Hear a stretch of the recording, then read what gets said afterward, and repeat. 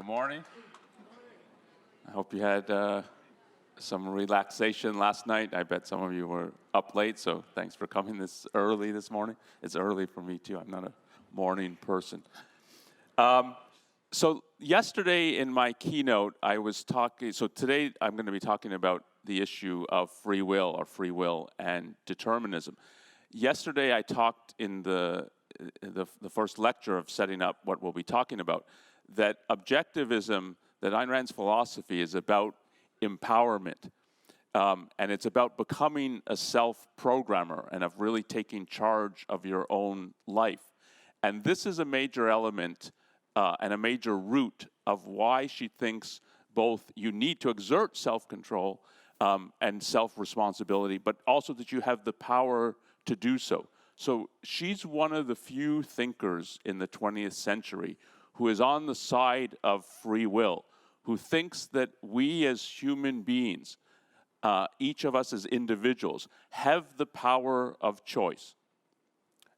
And as I'll talk a little bit about, it's a fundamental power. It's a fundamental control over your life. Now, I think almost every thinker in the 20th century is a determinist. So the issue about free will is, do you have a power to set a direction in life? Do you have a choice? Can you, when you face a set of alternatives, is it up to you which road you're going to take? Are you going to go to the left or are you going to go to the right? Is it up to you or is it determined for you? Is it determined by some set of circumstances that have happened before that antecede where you are now in the moment, that push you, in effect, down one road or down the other road? And almost every thinker says, no, you're determined. It's some combination, as it will usually be put, of nature and nurture. Your genetic makeup and the environment that you were brought up in, your parents, your education, so on, that together, those two sets of circumstances or conditions together determine that you'll go to the left or that you'll go to the right. So almost everybody and every thinker in the 20th and into the 21st century says that you're determined, that choice is an illusion. So it seems like you're making choices. It seems like you can set your direction in life, but that's an illusion. And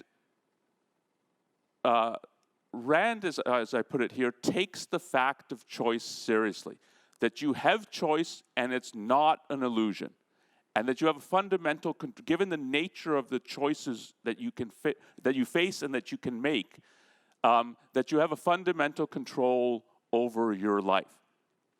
And I want to just sketch that a little bit of the way she thinks about the power of choice that each of us has. And it's basically you have a fundamental control over your own mind. And as a result of having a fundamental control over your own mind, you have a fundamental control over your path in life, the direction you take, the journey that you go on in the life that you live. And I'll talk a little bit at the end of why she thinks determinism, any version that says what controls you is your nature, your genetic makeup, or what controls you is your nurture, the environment you happen to be born into, the parents you happen to have, the schooling that you happen to have gone to, or some combination of those two factors, that any determinist position is incoherent, that the idea of treating choice as like it seems like you make choices, but in the end it turns out to be an illusion. She thinks of that as an incoherent position. And I'll talk a little bit about that at the end. But let me just sketch, and I want to leave room. We don't have that much time this morning for questions, so I'm just going to try to sketch what her approach to free will is.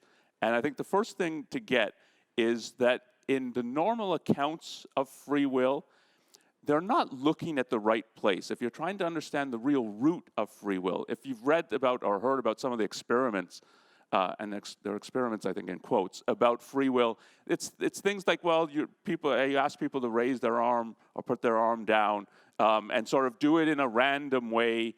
So when it strikes you, raise your arm, and if it doesn't strike you that you feel like doing it, don't do it. And then they do measurements of the brain and so on, that kind of thing. Or even it's just sort of a simple choice. You're at a restaurant, you're ordering dessert, or you're going to order the chocolate cake or the vanilla ice cream. And let's say you don't like vanilla ice cream, but you have a choice in regard to this. But like, why, if you like chocolate and you don't like vanilla, why are you going to choose vanilla? And how does that give you a fundamental control over your life? If you can be at a restaurant ordering dessert, you like chocolate, but yeah, you could order the vanilla. But like, how does that give you control over your life? And that's typically when people talk about free will and thinking, does it exist? And let's analyze it in the laboratory. That's how they think about it. It's either these kind of very random things or very inconsequential things. And that's not at all how Ayn Rand thinks about free will and how the objectivism as a philosophy thinks about free will. That in terms of thinking about it as a root choice and the kind of primary control you have over your life, she thinks of it in terms of it's the activity, the processing, the functioning of your mind. That's what you have control over. So it's not about particular issues of content, is the way that I'm putting it. Like, are you going to raise your arm or not in a kind of random way? It's, are you going to exert control over the action, the processing, the direction that your mind takes, or are you not going to exert that control? And she'll put this in different ways, and some are metaphors, but I think they're helpful metaphors, that you can put your mind in gear. So if you think of a car and a manual stick shift, it can be in neutral and not going anywhere, or you can put it into gear, and now you can set a direction and you can go somewhere. Or another way you can put it is, if you think of a horse galloping, you can seize the reins of it and take control and now direct what it's doing, or it can just be sort of the horse galloping on its own. And that she thinks, again, in terms of the mind can engage in kinds of activity, making associations, some emotional connections, or you can take more control over what your mind is doing. And in that sense, seize the reins and be in charge and directing what is happening in your mind. And the way she'll often put this non-metaphorically is that you have a choice to think or not. That thinking is an activity or a process. It's a functioning of your mind. And the choice that you have in life is, are you going to do that? Are you going to engage your mind? Are you going to think? Are you going to set it in motion and to a purpose of trying to understand the world and then trying to deal with the world in the best way you can, given your understanding of it? Are you going to face the world and deal with it, or are you not going to do that?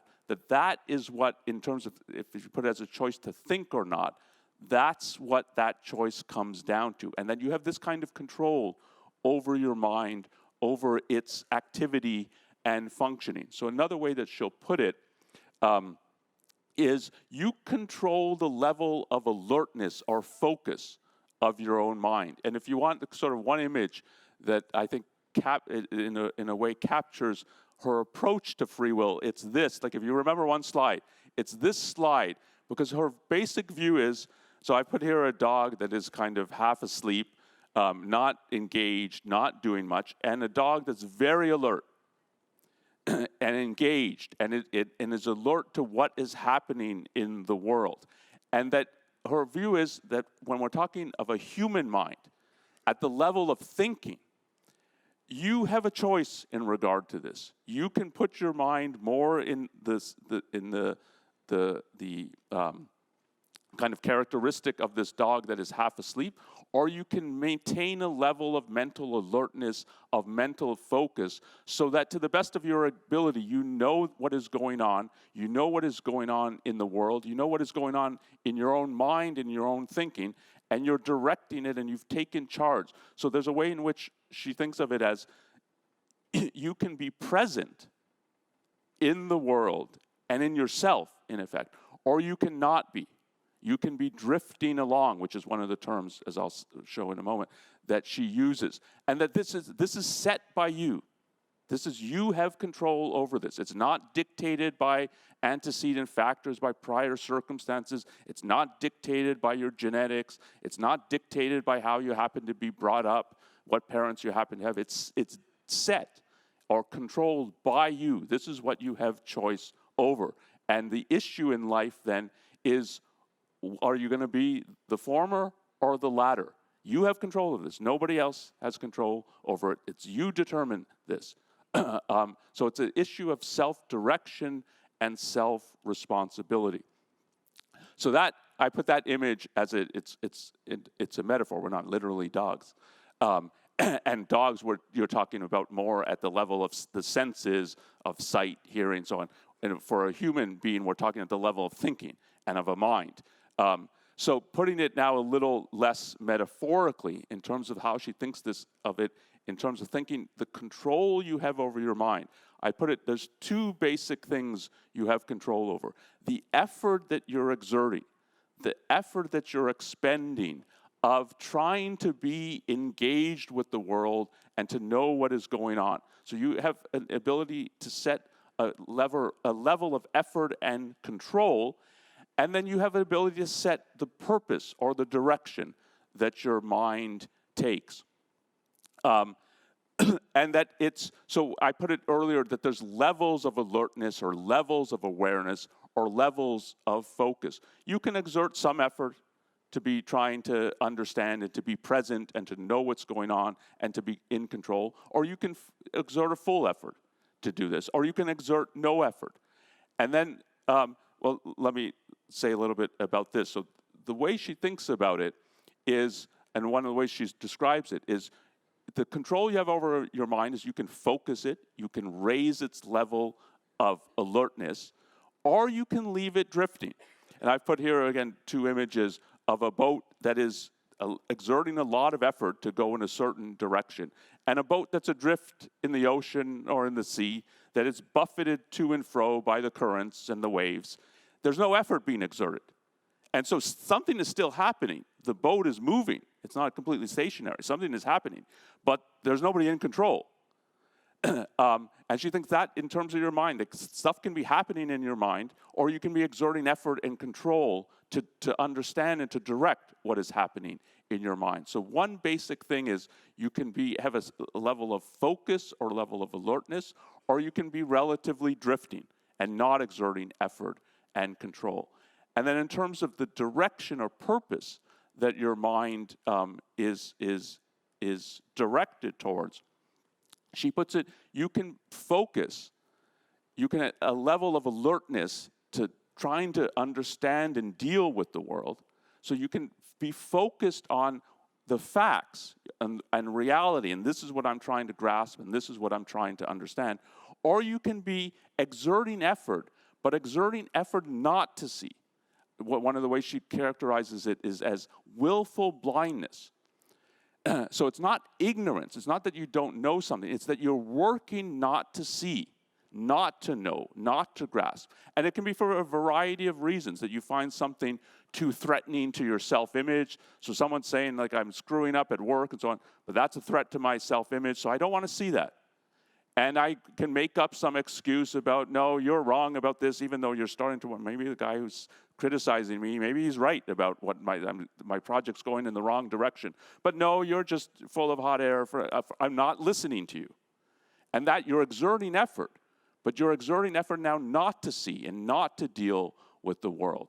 Or I think Alon in his talk yesterday brought up, and this is a common thing, that people do this all the time in their family relationships. You've got a cousin or an uncle who's a real SOB, but for the sake of the harmony of the family, no one's going to identify that. No one's going to say, we're going to work to say, no, this is not true. It's just he's having a bad day, or he's had a bad week at work and so on. He's not a bad guy. So when you're getting the evidences, like maybe that he is a bad guy, but you don't want to see it. You don't want to know. So you're exerting effort. But it's an effort now not to engage your mind, but in effect to sabotage your mind.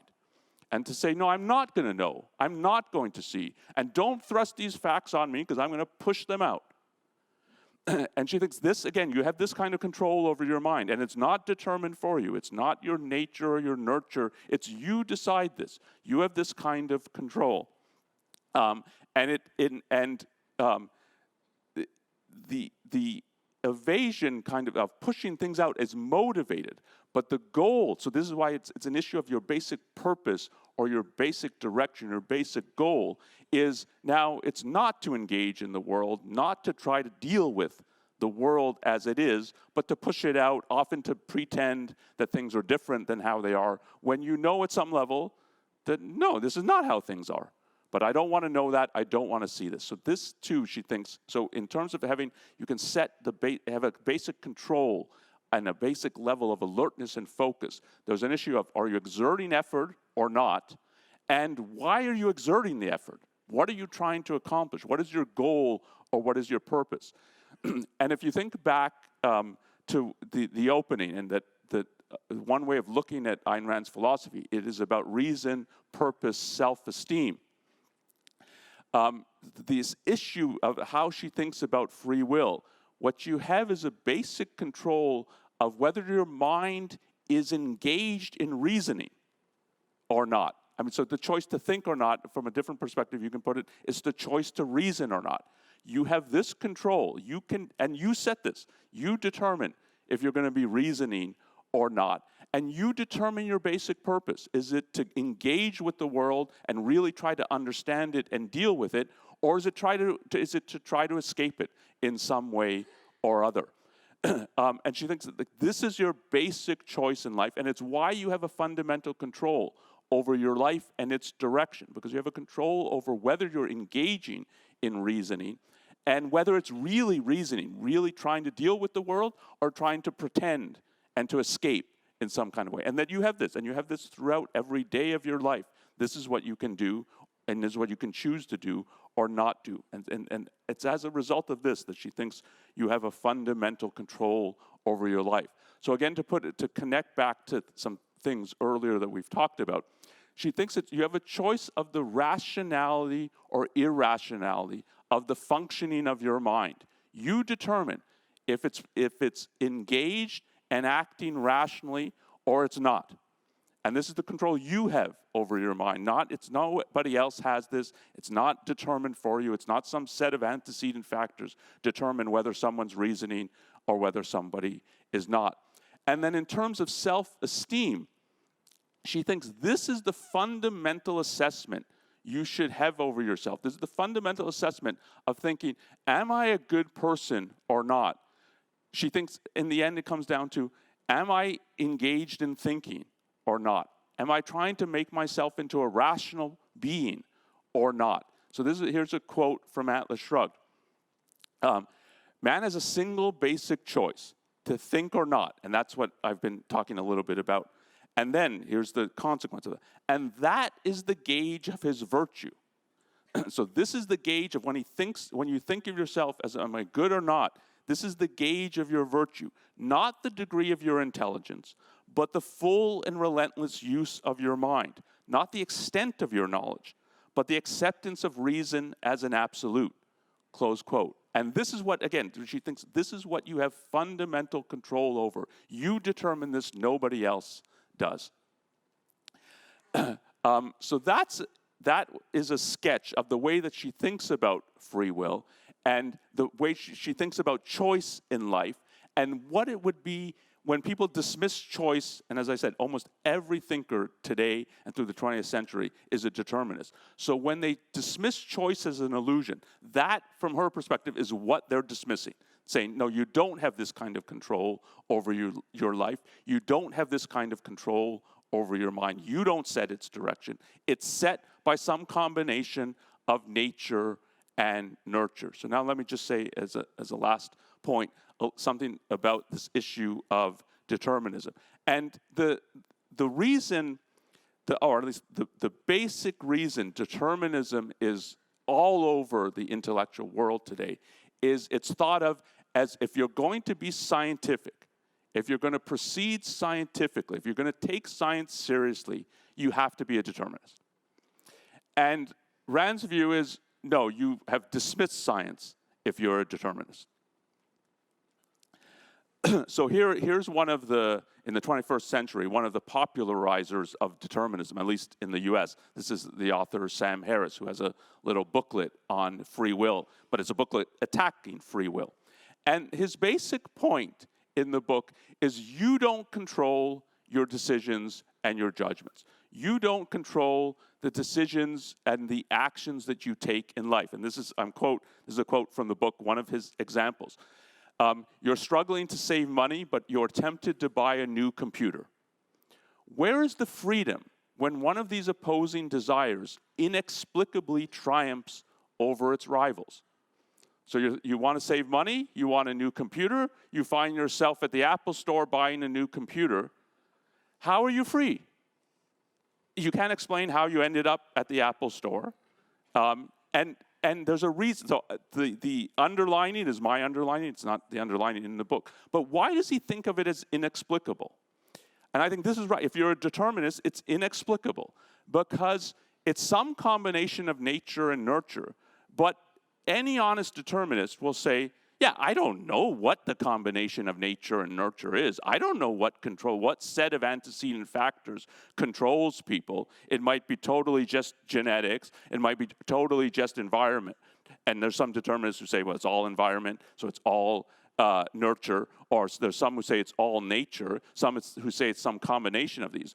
But nobody can point to what the actual factors are, and nobody can predict beforehand in the way you can predict, say, the position of the planets in the solar system a year from now. Nobody can predict, oh yeah, a year from now you're going to be in a restaurant ordering a gin and tonic and a steak. Nobody can do that. So they have to say, it's like, we don't know what the factors are, and in that sense it's inexplicable. There has to be some, is the view. There has to be some antecedent factors producing it, but we don't know what they are. And that's if you take determinism seriously, that's what it has to say. But if you translate this, so this is now my translation, or putting the same point in a more intellectual context. So his is like you want to save money, you want a new computer. You've got two things, and you find yourself either depositing your check in the bank account, or you find yourself at the Apple store buying a new computer, and there's no explanation for it. It's something in your antecedent history has determined you to do this, but who knows what it is. You have to say this about everything that the mind does. And so you have to say, so this is my translation of it. If you think of a determinist like Harris, the position he's in, he's struggling to figure out, or you can put it, I'll put it as you're struggling to figure out if the idea of determinism is true. But you are also tempted by the idea of free will. So there's a whole debate in the history of thought about determinism and free will. There's two competing ideas, just like two competing desires. Where is the freedom when one of these opposing ideas inexplicably triumphs over its rivals? So all a determinist can say in the end, why is he a determinist? I don't know. There's some inexplicable factors. There's something about my antecedent history that's led me to be a determinist.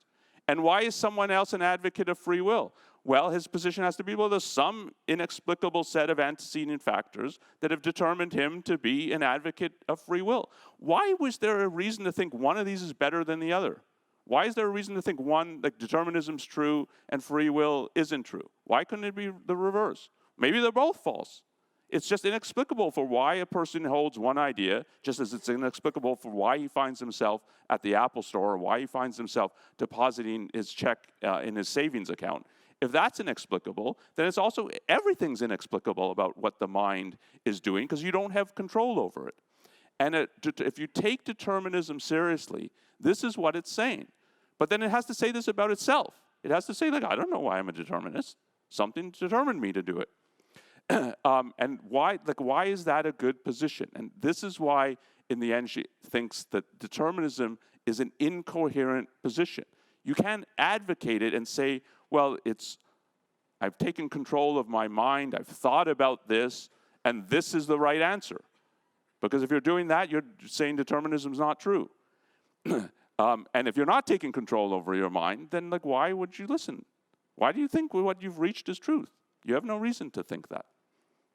So so here's an encapsulation. The objectivist approach to free will is, again, that you have this fundamental control of whether your mind is proceeding rationally or irrationally.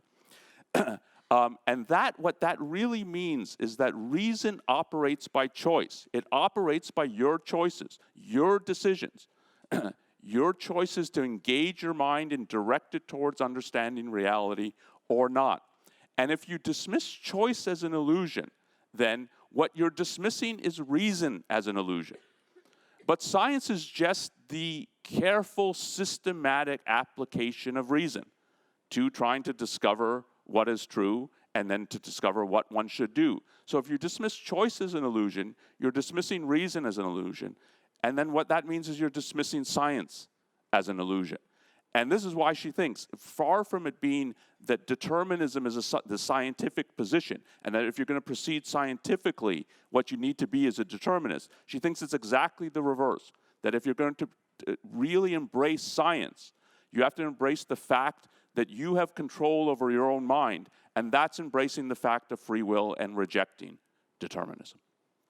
Okay, so that's in a nutshell, that's an encapsulation of the approach to free will that you get in objectivism, and why then in a fundamental sense, you're a self-programmer, because you have this fundamental control over your mind and its direction.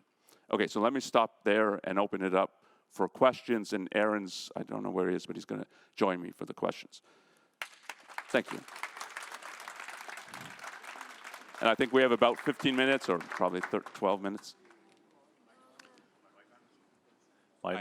Okay, there we go. Hi. Yeah, go ahead. So in every other realm... Can you get a little closer to the mic, please? Yes, in every other realm to which we apply reason, rationality, we assume that there is like this system that has properties that can be known, and we can build instruments to measure that thing, and ultimately, yes, it might be really complicated, but with enough effort we can master and understand it and make predictions.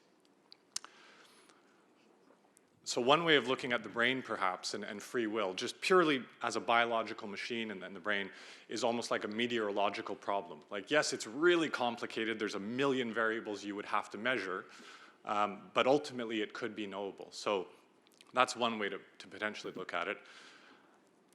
Another way to look at it is that somehow it's just different than everything else that we study. Somehow it can't be knowable. We can't quantify it. Somehow it doesn't have properties that we can understand. So which side of, like, if it's not knowable, if it's not something that we can study and understand, it has properties, and with a powerful enough instrument, we could make predictions about what it will do next, then what is it? So I think you're making a move that is a typical move, but I don't think is warranted. So to go from the issue of it's knowable to it's predictable, and predictable here means it's determined. And you can know, if you know the antecedent things, you'll know what was happening. It's like the motions of the planets in the solar system. And I don't think that move is warranted. So the view is not that it's not knowable. Indeed, part of what I was just talking about is the things that you know about how your mind functions. And you know this by inner observation. You know this by introspection. That this is, I mean, if you ask, like, what's the evidence for this view? It's look inside your own mind and how it functions, and the control you have over it. So there's not any kind of premise that it's not knowable. It's knowable, but what you know is you have a choice. And so you're selecting among alternatives, all of which are possible. And so from that perspective, the predictability, you can't predict in advance what is going to happen. It's knowable, but it's not predictable. And the better determinist, someone like Harris, will admit this. So they will say now, which I think is right, that science does not assume that everything is determined. And the whole realm of quantum physics is, no, it might not work like the solar system. It's not, that doesn't mean it's not knowable, but you can't predict it in the way it's like the solar system. And that this would just be another phenomenon that would be like that. So the move from it's knowable, therefore it's predictable, it's determined in advance, that's the move that's rejected, not that it's not knowable. Thanks.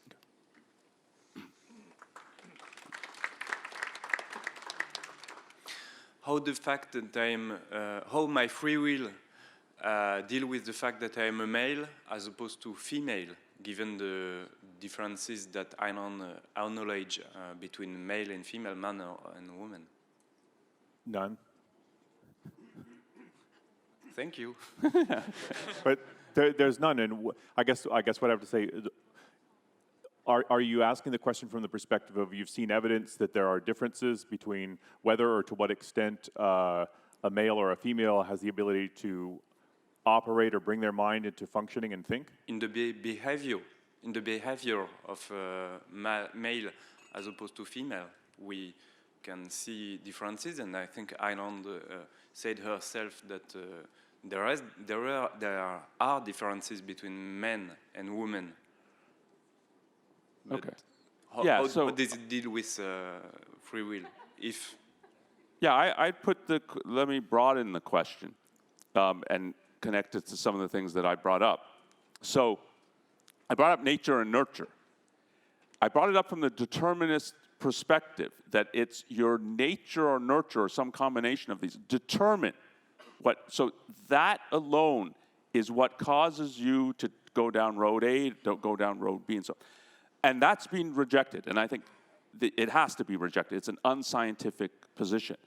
But that's not to say your nature and nurture don't have any causal effects on you. So for sure your upbringing and so on has effects, and your thinking takes place in the context of the environment that you're in, including your upbringing, your parenting, and so on, and your physical environment, so your body and so on.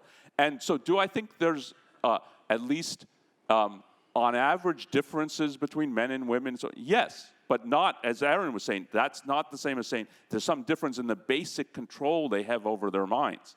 And you have to separate those two issues. So there's no claim that it's all free will, nature and nurture is irrelevant. But it's in the context of your nature and nurture, so your upbringing, your environment, so on. It's the exercise of your will, of your free will, is the fundamental factor of where it determines how you end up in life and the paths that you take. Hi. So if you study physics, for example, you need to have in mind that there are certain breakthroughs in recent history of physics. If you study biology, same goes with that, with chemistry, with mathematics. And I believe same goes with philosophy. I mean, in recent years, there have been many arguments in favor and against, well, I would not like to say determinism and free will, basically incompatibilism and compatibilism. And those two views are not so simple as they were presented here. I mean, this is not only scratching the surface of the problem. This isn't even admitting that there is a problem on the deeper level. I mean, if someone wants to study something on free will, someone will study more relevant philosophers who are concerned with free will. And problems aren't really this simple. I mean, basically what I've seen here is psychology of motivation and not metaphysics of free will or epistemology of free will. So this is basically a comment. I mean, I'm sorry, but that's what I've derived from your presentation. Yeah, so I don't know if you want to say anything, but yeah, so this is not a technical presentation. It's not a presentation for academic philosophers. But I think, so I have a very different view of what you think the state of the subject is. And compatibilism, incompatibilism, there's all kinds of euphemisms used in the discussion of free will. And compatibilism, incompatibilism is one, I think. It's usually just a redefining of free will. It's not what anyone means by free will. And this is something, like if you read Harris's book, I think he's actually better on it. He's read some of the academic philosophers, and he also has the perspective that it's a lot of obfuscation. Actually, but that would be, like, that's a conversation. We can't have that conversation. Actually, I just want to argue that if you want to have Harris in conversation on free will, I mean, he is basically relevant. I mean, no one actually refers to Harris as a relevant philosopher. And on the other hand, I don't really think incompatibilism and compatibilism are euphemisms. I think they are redefined concepts because certain breakthroughs in philosophy and paradigm have produced the certain redefinition of the problematics. I mean, yeah, okay, but let's have that conversation. Yeah. All right. It's All right, thank you. Let me ask one question, though. Because one question is, what do you think is actually missing from the case that's being made? Because it's one thing to say, like, we've both read a lot about free will and different philosophers and Right. philosophical perspectives, which we're not going to sort of wheel out. But what is absent? What is actually, because you can say there's something absent and these are more technical than you're Right. presenting it, and there's the wider debate, but what's actually missing? Actually, if I've seen correctly, there are big leaps in the argumentation. I mean, from reason to science, from determinism to reason. I mean, it is necessary, but not conditional, logical consequence of that argument. And I also firmly believe that this isn't even a talk on free will. I mean, this is basically psychology of motivation. Free will concerns the certain basis of metaphysical grounds, concerns certain consequences from that basis, and concerns with, well, in today's paradigm, theory of language, which is based on our reason. Okay, yeah, so this is a conversation we need to have later, because we will, totally disagree with that, but what we have to do is get to those fundamentals and see where we exactly disagree. Hi, so I would like to touch a psychological subject of self-confidence of making a choice. So I think everybody heard a story at some point when, especially about the older person, if he starts to focus and tries to make a choice in life to change his life, he finds that all of his choices he evaluates before, and the history of his life he evaluates as wrong or mistaken. So, how does that person get self-confidence or self-respect that he can make the right choice? Because focusing, he finds himself, I don't know, incapable of that. Yeah, and that's some of the things about what Onkar was talking about, so that we program ourselves, that we're self-programming. But it doesn't mean that your past choices have no effect on the choices that you're going to make today. They have a big choice. They play a large role. So I think it's a little too strong to say this, but it's like you hardwire yourself. So in other words, you make a lot of choices over time, which you have the free ability to do, but those choices add up. You build a certain kind of character, you have a certain kind of perspective on yourself and your strengths and weaknesses, and then sometimes you can lack a kind of a confidence, like, and it can be paralyzing in certain kind of ways. I mean, like metaphysically, I mean, you have the ability to do it, but I think what you do is the more you're drifting, the more you're not thinking, the more you're making bad choices, the more you're sort of building a reputation with yourself that you're not good at this, and that you don't look on the possibility, you don't look on the future as like, I've got this, and it makes harder. I think your emotional mechanism starts disincentivizing to want to be bold and make choices and so on. So it builds up over time. And you have to distinguish, so you brought it up as wrong choices, and that can cover a lot of different things, that what's wrong about the choices. And I mean, you get this, at least in North America, in grade school, when you're a young kid, you get a report card, and it was, at least this was true of my report cards, there were 2 columns. You were graded on effort, and then you were graded on, in fact, did you succeed? Have you mastered the knowledge? And the fundamental, in terms of thinking about yourself and assessing yourself, is the effort. So the fact that you engage in reasoning is no guarantee you're going to figure out the answers and you're going to get to the solution. And in thinking about yourself and was my choice good or not, it should be, did I exert the effort, not did I succeed or not.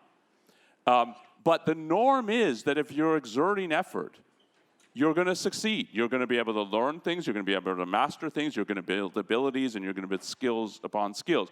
I can imagine, and there are kinds of environments that a child can be put in where he's exerting effort and he doesn't succeed, he's punished by the adults because that can really screw up a person, I think. And it's one of the reasons you need psychologists and therapists for that. But the normal case is if you're exerting effort, you might not figure out everything. And there's some things that will be still really puzzling and so on. But your knowledge is going to be growing, your skills are going to be growing, your abilities are going to be growing. And as a result, your self-confidence is growing. But the fundamental is, am I exerting the effort? Not, did I succeed in this particular task or not? Thank you. Last question. So, we're having a question period later, so I hope you come up later. Yeah. So, this is also on character. I remember a passage from Atlas Shrugged where one of the crooks, I think it's Eugene Lawson, he's confronted with the argument that if the burden becomes too heavy, if taxes are too high and regulations too strict, then people like Hank Rearden are just going to stop working, that Atlas is going to shrug. And Lawson replies, it isn't going to happen. These people are just like this. They are also always going to be productive. And I thought, hell, he's right. These people are not going to change, whatever happens. I mean, in Atlas Shrugged, they find this hiding place where they can be productive without any inhibitions. But we don't have this hiding place here. And if we are forced to work under these conditions, one time the Atlas is going to break. And, well, what do you make of this? I think, basically, you have a character, and you have to stay true to this, and this severely limits your choices. You cannot become a looter, and a looter cannot become Atlas.